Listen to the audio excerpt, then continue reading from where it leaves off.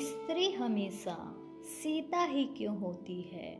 उसे बुद्ध भी तो होना चाहिए। जवाब: क्योंकि अगर वो बुद्ध की तरह अपने सोते पति और बच्चों को छोड़कर जाएगी तो ये समाज पहले ही घोषित कर देगा कि प्रेमी के साथ भागी होगी। कभी समाज ये जानना नहीं चाहेगा कि वो खुद की तलाश में निकली होगी। ये समाज बड़ा भेदभाव भरा है। स्त्री के लिए बुद्ध जंगल से लौटे हैं तो महात्मा की उपाधि से नवाजे जाते हैं, और सीता लौटती है तो कलंकित हो जाती है और उसे खुद को सही साबित करने के लिए अग्नि परीक्षा देनी पड़ती है। समाज, घर को बनाना या बिगाड़ना एक औरत के हाथ में होता है। सच मतलब ये है कि अगर औरत हर जुल्म और बेइज्जती बर्दाश्त करती रहे और कभी अपना मुंह ना खोले तो घर बचा रहेगा। जबकि सच्चाई ये है कि घर का बनना और बिगड़ना उस घर के हर सदस्य के हाथ में होता है, न कि सिर्फ औरत के। तो त्याग की उम्मीद सिर्फ औरत से ही क्यों? एक बात कहूँ, कई बार माँ बाप के किए हुए फैसले से औलाद हंसना भूल जाती है, लाश बन के रह जाती है। वो लड़कियां सारी जिनके माँ बाप जमीन देखते हैं, लड़के का ज़मीर नहीं। लड़के के लिए ससुराल एक सरकारी नौकरी की तरह है। ससुराल गए तो 10 लोग साहब की आवाभगत में लग गए। लड़की के लिए ससुराल एक प्राइवेट नौकरी जैसा है। कितना भी मेहनत कर लें, कितना ही सबको खुश रखें, लेकिन कभी टारगेट पूरा नहीं होता। बात कड़वी है पर सच है। जिसका जैसा चरित्र होता है उसका वैसा ही मित्र होता है।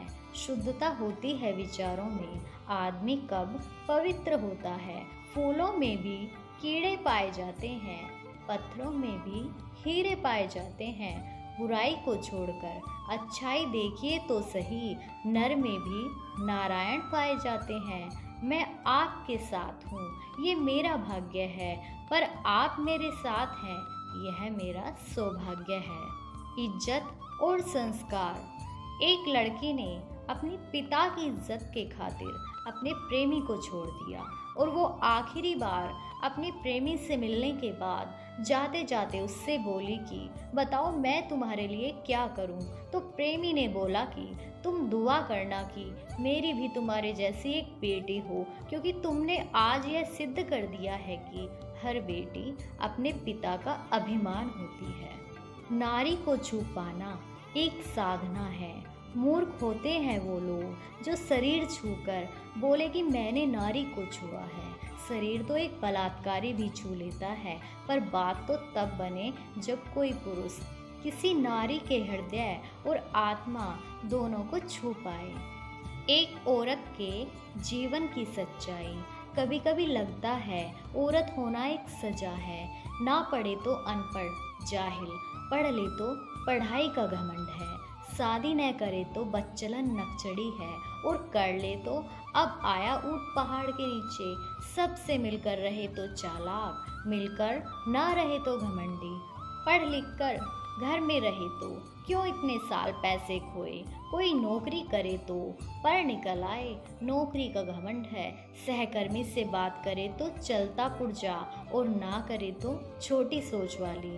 बड़ा लंबा चिट्ठा है साहब, क्या करें? अच्छा है कि चुप रहें। वो संस्कारी थी जब तक सहती रही, बदतमीज हो गई जब बोल पड़ी। औरत का दिमाग इतना तेज होता है कि एक ही नज़र में मर्द की नज़र और नीयत पहचान लेती है, परंतु उस वक्त धोखा खाती है जब वह एक मर्द को खुद से ज़्यादा चाहने लगती है।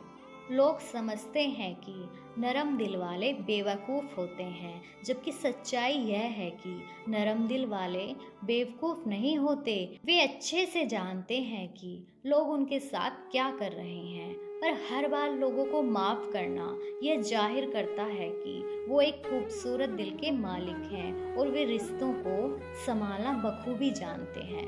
यदि एक महिला सहन करने की हिम्मत रखती है तो तबाह करने का हौसला भी रखती है। किसी की बेटी को इतने ही तकलीफ दो जितना तुम अपनी बेटी के लिए सह सको, वरना दुनिया गोल क्यों है, खुदा तुम्हें समझा देगा। बेटी से कहते हैं कि कभी घर की इज्जत खराब मत करना। बेटे से ये क्यों नहीं कहते कि कभी किसी के घर की इज्जत से खिलवाड़ नहीं करना।